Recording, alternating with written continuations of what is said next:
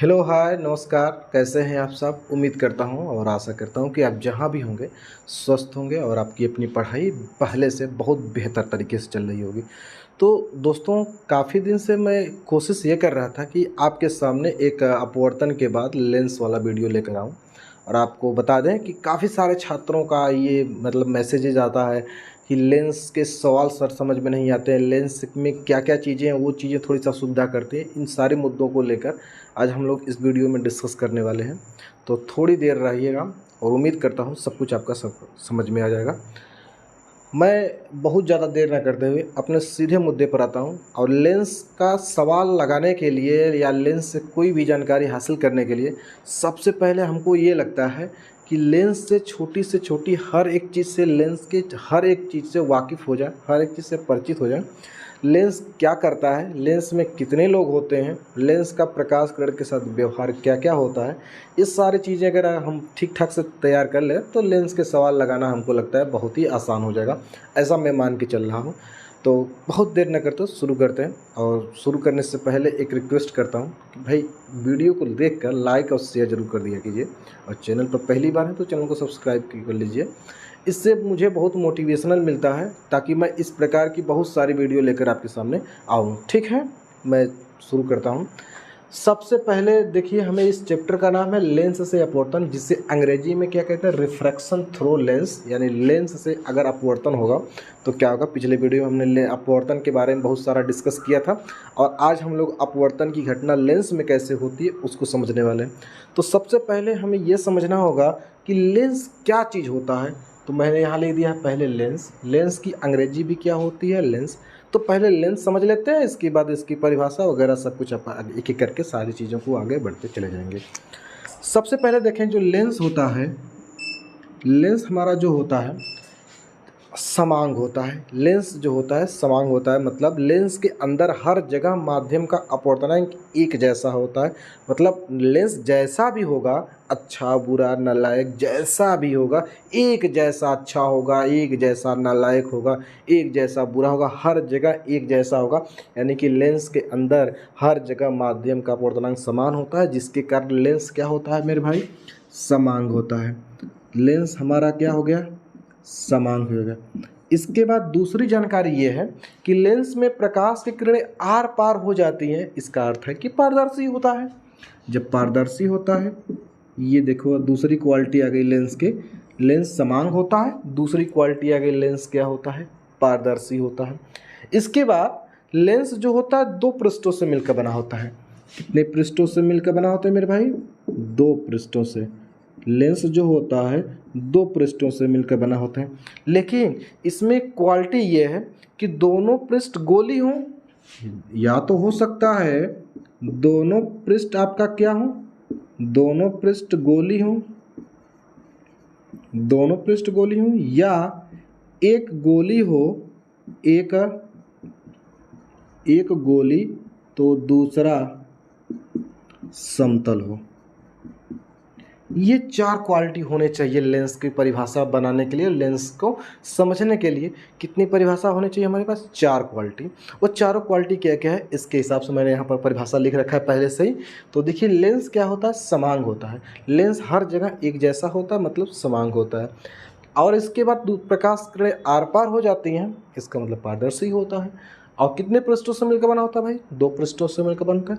दोनों पृष्ठ गोली होंगे या एक पृष्ठ गोली होगा तो दूसरा पृष्ठ आपका क्या होगा, समतल होगा। यही लेंस की चार जानकारी है। अर्थात इन सबको अगर इकट्ठा मिला के सीरियल से मुंह से बोल डालिए, यही आपका क्या हो जाएगा, लेंस की परिभाषा।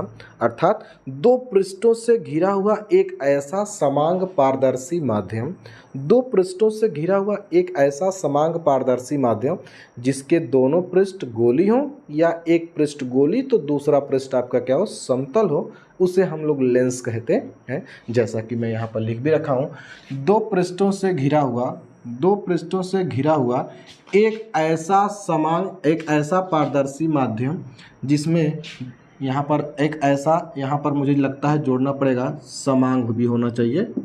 आप जोड़ देंगे तो बहुत ज़्यादा अच्छा होगा। एक ऐसा समांग पारदर्शी माध्यम जिसमें दोनों पृष्ठ गोली हो या एक पृष्ठ गोली तो दूसरा पृष्ठ आपका क्या समतल हो, उसे हम लोग क्या कहते हैं लेंस। ये फटाफट जो है आप इसको पूरा समझाने के बाद इसका स्क्रीनशॉट लेंगे और अपने नोटबुक में एक एक करके इसको अंकित करते चले जाएंगे, ठीक है। तो ये तो हो गया हमारा लेंस, यानी कि जब कभी भी आपके सामने लेंस आए तो आप समझिए दो पृष्ठों से घिरा हुआ समांग पारदर्शी माध्यम की बात की जा रही है, जिसके दोनों पृष्ठ या तो गोली होंगे या तो एक पृष्ठ गोली होगा तो दूसरा पृष्ठ आपका क्या होगा समतल होगा, उसे हम लोग क्या कहेंगे लेंस। अब इसके बाद हमको ये समझना होगा जो लेंस होता है वह मेनली 2 टाइप्स का होता है। कितने टाइप का होता है भाई? 2 टाइप्स का। लेंस जो होता है मुख्य रूप से 2 प्रकार का होता है। सर लेंस तो बहुत सारे प्रकार के होते हैं लेकिन मुख्य रूप से आपको हम 2 बताते हैं, बाकी अभी आगे बहुत सारे लेंस हो, इन्हीं दोनों के भी प्रकार पढ़ाएंगे तो उसमें आपको ज़्यादा बेहतर समझ में आएगा। अभी मतलब ये समझिए लेंस जो होता है मुख्य रूप से कितने प्रकार का होता है? 2 प्रकार का। कौन कौन सा लेंस? एक पहले लेंस का नाम है उत्तल लेंस और दूसरे लेंस का नाम है अवतल लेंस। उत्तल लेंस कुछ आपका इस प्रकार का दिखता है, जैसा कि यहाँ पर आपको चित्र दिख रहा है। अब देखेंगे तो इस लेंस का ये जो किनारे वाला हिस्सा है, ये वाला हिस्सा, ये जो किनारा है, ये किनारा वाला जो हिस्सा है ये आपका पतला है और जैसे जैसे यह बीच में जा रहा है बीच वाला हिस्सा मोटा होता जा रहा है। बीच वाला हिस्सा क्या हो रहा है भाई? मोटा होता जा रहा है। इसका मतलब अगर मुझे उत्तल लेंस को परिभाषित करना होगा तो हम क्या बोलेंगे मेरे भाई कि ऐसा लेंस जो किनारे पर पतला तथा बीच में मोटा होता है उसे हम लोग उत्तल लेंस कहते हैं। जैसा कि मैंने यहाँ पर लिख दिया, उत्तल लेंस वह लेंस जो किनारे पर पतला तथा बीच में क्या होता है मोटा होता है, उसे हम लोग क्या कहते हैं? उत्तल लेंस कहते हैं। अब समझते हैं कि अवतल लेंस क्या होता है। अगर अवतल लेंस को ध्यान से आप देखें तो ये देखिए बीच में पतला होता जा रहा है, ये वाला बीच वाला हिस्सा है, ये बीच में क्या हो रहा है भाई? पतला हो रहा है। बीच में पतला हो रहा है, जैसे जैसे किनारे पर आप बढ़ेंगे तो उसका किनारा वाला जो हिस्सा है वो आपको मोटा दिखने को मिलेगा। इसका मतलब यहाँ से परिभाषा एक ठे और मिल जाएगी आपको कि ऐसा लेंस जो बीच में पतला होता है तथा किनारे पर मोटा होता है उसे हम लोग क्या कहते हैं? अवतल लेंस कहते हैं। अवतल लेंस है वह लेंस जो किनारे पर मोटा तथा बीच में पतला होता है उसे हम लोग अवतल लेंस कहते हैं, जैसा कि यहाँ पर हमने बता रखा आपको ऑलरेडी पहले से। अब कुछ लेंस से संबंधित जानकारियों पर बात करते हैं। जैसे सबसे पहली पॉइंट ये है कि लेंस जो होता है कांच का भी बना होता है और आजकल के डिजिटल मार्केटिंग में लेंस फाइबर का भी आ रहा है, लेकिन वह सामान्यतः हम लोग जो जिस लेंस को पढ़ने वाले हैं वह किसका बना होगा? हमारा कांच का बना होगा, जिसे अंग्रेजी में हम ग्लॉस कहेंगे। और दूसरी जानकारी, लेंस में कौन सी घटना पाई जाती है? तो इसका आंसर है अपवर्तन। लेंस में अपवर्तन की घटना पाई जाती है और लेंस में जो अपवर्तन की घटना है वह 2 बार होती है। एक बार प्रकाश किरण वायु से लेंस में जाती है तो विचलित होती है और एक बार लेंस से वायु में जब जाती है तो विचलित होती है। ये तो खैर हमारा था लेंस से संबंधित जानकारियाँ। अब आगे वाले वीडियो में या आगे वाले टॉपिक्स में आपको कुछ नई जानकारी आगे प्रोवाइड करेंगे। हम थोड़ी देर पहले लेंस क्या होता है इन सब चीज़ों पर पढ़े हैं। लेंस से संबंधित कुछ अब हमको पढ़ना है परिभाषाएं, ताकि हम लेंस को अगर ठीक ठाक एनालिसिस करें और लेंस से रिलेटेड सब लोग जान जाएं, जैसे कि लेंस क्या होता है इसके बारे में हमने आपको अभी थोड़ी देर पहले बताया। अब हम लेंस से संबंधित सभी परिभाषाएं पढ़ लें, लेंस में क्या क्या चीज़ें होती हैं, ताकि हम उन्हीं साबितों के सहारे आगे चीज़ों को एनालिसिस करेंगे तो ज़्यादा बेहतर होगा। अब सवाल को भी हमको चूँकि पढ़ना है तो सवाल तब तक आपको नहीं आएगा जब तक लेंस से संबंधित हर एक लोगों के बारे में बारीकी से जान जाइए और वह करते क्या है, इन सब चीज़ों पर बात कर लेंगे, फिर आगे बढ़ेंगे। अब जैसे देखिए हम यहाँ पर एक उत्तल लेंस बनाए हैं। ये हमारा कौन सा लेंस है मेरे भाई? उत्तल लेंस है। ये आपका अपना उत्तल लेंस है। अच्छा, यह उत्तल लेंस क्यों लिया मैंने? इसका भी कारण है कि उत्तल लेंस की सहायता से मैं चीज़ों को आपको बेहतर तरीके से समझा पाऊँ और आप बेहतर तरीके से समझ पाएँ, इसलिए मैंने लेंस की जगह पर कौन सा लिया? उत्तल। और आप मान के चलिएगा ठीक जो चीज़ें उत्तल लेंस में परिभाषा बताएंगे ठीक अवतल लेंस के लिए भी दोनों चीज़ें सेम होंगी, ऐसा मैं मान के चल रहा हूँ कि आप लोग भी मान के चलेंगे। तो ये उत्तल लेंस होता है। देखिए ये वाला एक ऐसा कुछ उत्तल लेंस है जो कि अभी अभी हमने पढ़ रखा है। उत्तल लेंस का ये पहला पृष्ठ है जो इसकी वक्रता त्रिज्या इधर है, और ये दूसरा पृष्ठ है जिसकी वक्रता त्रिज्या इधर है। अब चूंकि यह जो लेंस है दो पृष्ठों से मिलकर बना है, इसका अर्थ ये है कि लेंस जो है दो गोलों को काट कर बनाया गया होगा। तो यहाँ पर देख रहे होंगे आप, ये C1 है, इसके बाद ये C2 है। यह जो लेंस जो जिन दो गोलों को काट कर बनाया जाता है उनके केंद्रों को लेंस का वक्रता केंद्र कहते हैं। चूँकि लेंस पूरा जब गोल होता है तो वह केंद्र कहलाता है। अब जब काट कर उसको अलग कर लिया जाएगा तो उसका एक भाग कुछ आपका इस तरीके का मिलेगा, जो कि एक जगह से देखेंगे तो थोड़ा सा कर्व है, और कर्व की हिंदी क्या होती है? वक्रता होती है। इसलिए अब यह वक्रता का केंद्र हो गया। जब गोला था तो गोले का केंद्र था, अब वक्र हो गया तो वक्रता का केंद्र होगा। इससे हम जो है अच्छे से समझ सकते हैं। तो यह जो लेंस है दो गोलों को काट कर बनाया जाता है, उनके केंद्रों को लेंस का वक्रता केंद्र कहते हैं। और इसके लेंस के वक्रता केंद्र और लेंस का यह ठीक बीचों बीच भाग होता है जिसे प्रकाशिक केंद्र कहते हैं। इसके ठीक बीच में एक बिंदु होता है जिसे प्रथम फोकस कहते हैं, इधर द्वितीय फोकस होता है। ये सब चीज़ें हैं। अब आप देखेंगे यह प्रकाशिक केंद्र होता है, इसे प्रकाशिक केंद्र कहते हैं। मैंने इसका नाम रख दिया है यहाँ पर प्रकाशिक केंद्र। इसको हम लोग अंग्रेजी में ऑप्टिकल सेंटर भी कहते हैं। प्रकाशिक केंद्र से प्रथम फोकस के बीच की दूरी और प्रकाशिक केंद्र से द्वितीय फोकस के बीच की जो दूरी होती है ये आपकी फोकस दूरी होती है। और प्रकाशिक केंद्र से प्रथम वक्रता केंद्र और प्रकाशिक केंद्र से द्वितीय वक्रता केंद्र के बीच की जो दूरी होती है वो हमारी वक्रता त्रिज्या कहलाती है। ऐसा कुछ होता है। अब हम लोग जो है समझ गए कि ये लेंस होता है, लेंस के ठीक बीच में प्रकाशिक केंद्र होता है, और इसका यह वक्रता केंद्र है, यह द्वितीय वक्रता केंद्र है, यह प्रथम फोकस है, यह द्वितीय फोकस है, यह प्रथम फोकस दूरी है, यह द्वितीय फोकस दूरी है। अब हमको क्या करना है, इन सब चीज़ों को एक एक करके पढ़ के समझ लेना है। अब चूंकि मैंने यहाँ पर सब कुछ बोर्ड पर लिख दिया है, एक एक करके हम लोग पढ़ते हैं। जैसे सबसे पहले हमको क्या पढ़ना होगा? वक्रता केंद्र, जिसे अंग्रेजी में बच्चों हम कहते हैं सेंटर ऑफ कर्वेचर। क्या कहते हैं? सेंटर ऑफ कर्वेचर, यानी वक्रता का केंद्र। अब वक्रता का केंद्र क्या होता है सुनिए। यह जो लेंस है, जो लेंस ऐसे ऐसे मैंने बनाया है, ऐसे ऐसे करके कल मैंने बनाया था। लेंस जो है गोलों को काट कर बनाया जाता है। तो लेंस जिन गोलों को काट कर बनाया जाता है उनके केंद्रों को ही लेंस का वक्रता केंद्र कहते हैं। चूँकि लेंस दो गोलों को काट कर बनाया जाता है तो इसलिए लेंस के अंदर दो ठे वक्रता केंद्र होंगे। मैंने यहाँ पर लिख भी रखा है, लेंस जिन गोलों को काट कर बनाया जाता है उनके केंद्रों को ही लेंस का वक्रता केंद्र कहते हैं, यानी सेंटर ऑफ कर्वेचर कहते हैं। और चूंकि बच्चों लेंस में जो होता है दो गोलों को काट कर बनाया जाता है, इसलिए इसे हम लोग C1 और C2 से लिखते हैं। ये मैं थोड़ा सा मार्कर चेंज कर दे रहा हूँ, ये थोड़ा हल्का चल रहा है।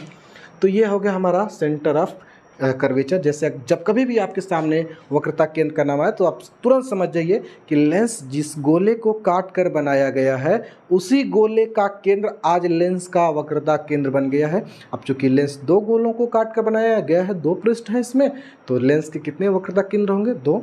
और इसे हम लोग क्रमशः C1 और C2 से लिखते हैं। अब आइए दूसरे हेडिंग पर हम लोग बढ़ते हैं। दूसरी हेडिंग हमारी क्या है? वक्रता त्रिज्या, जिसे हम लोग क्या कहते हैं? Radius of curvature.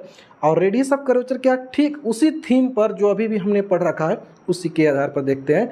लेंस जो है जिन गोलों को काट कर बनाया गया है तो उसके केंद्र को आप लेंस का वक्रता केंद्र कहें, तो ठीक उसी आधार पर समझिएगा ये लेंस जो है जिन गोलों को काट कर बनाया गया उनकी रेडियस अर्थात त्रिज्या को लेंस की वक्रता त्रिज्या कहते हैं। जैसा कि मैंने यहाँ लिखा है, लेंस जिन गोलों को काट कर बनाया जाता है उनकी त्रिज्या को ही लेंस की वक्रता त्रिज्याएं कहते हैं। चूँकि लेंस दो गोलों को काट कर बनाया गया है तो लेंस की दो वक्रता त्रिज्या होंगे, दो वक्रता केंद्र होंगे। इन्हें क्रम से R1 और R2 से लिखते हैं। ठीक है, ये आपका हो गया क्या मेरे भाई? वक्रता केंद्र।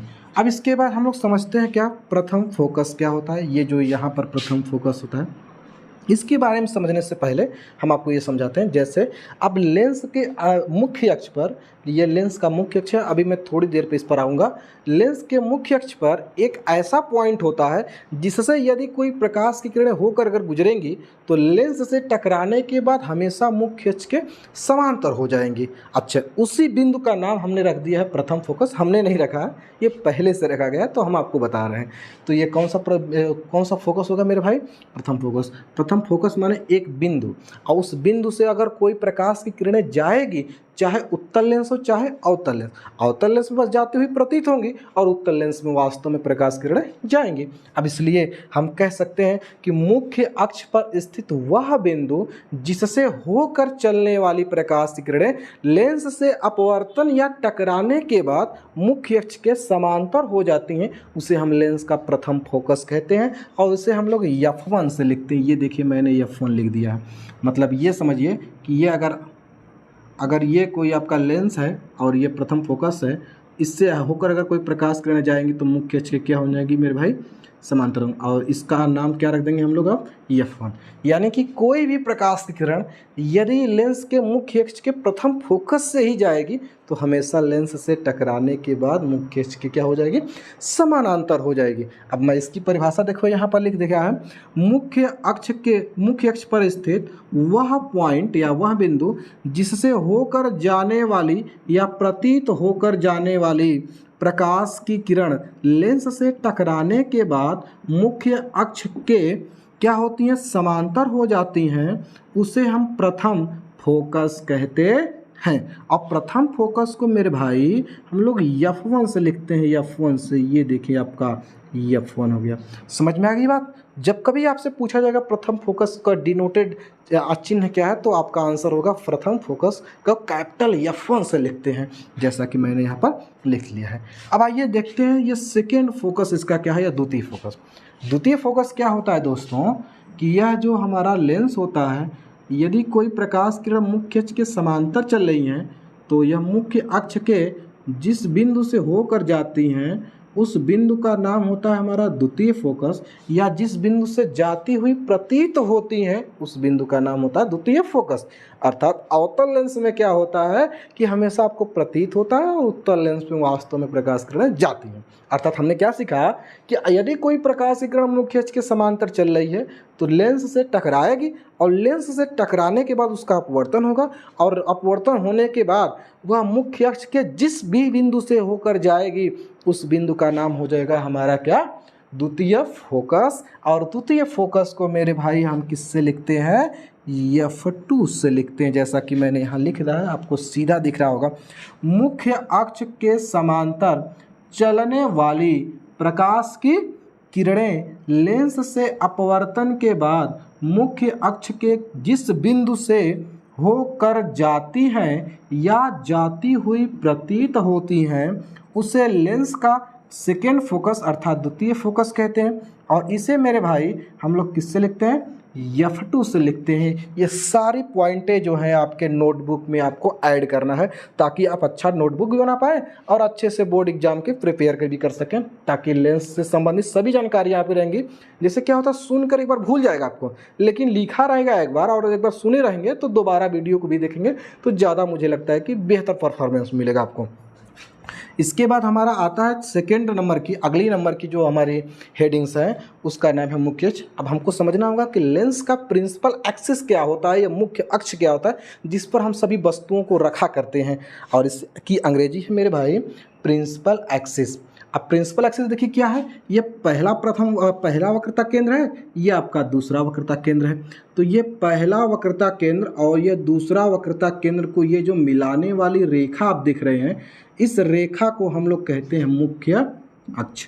इस रेखा को हम लोग क्या कहते हैं, मुख्य अक्ष। अब चूंकि मुख्य अक्ष क्या है, मुख्य अक्ष एक रेखा का नाम है। अब रेखा करती क्या है, वह प्रथम वक्रता केंद्र और द्वितीय वक्रता केंद्र को मिलाती है। तो हम कह सकते हैं परिभाषा के रूप में कि दोनों वक्रता केंद्रों को मिलाने वाली रेखा को ही मुख्य अक्ष कहा जाता है, चाहे उत्तल लेंस हो चाहे अवतल लेंस हो। तो यह मुख्य अक्ष की मैंने परिभाषा यहाँ लिख दिया है, दोनों वक्रता केंद्रों को इसके बाद मिलाने वाली रेखा को ही मुख्य अक्ष कहा जाता है। तो दोनों वक्रता केंद्रों को मिलाने वाली जो ये रेखा है, इस लाइन को हम क्या कहते हैं, प्रिंसिपल एक्सिस बोलते हैं, मुख्य अक्ष बोलते हैं। आशा करता हूँ कि समझ में आ गया होगा। इसके बावजूद भी सब थोड़ा सा वीडियो को आप रिवर्स करके देख लीजिएगा तो आपको हमको लगता है ज़्यादा बेहतर तरीके से समझ में आएगा।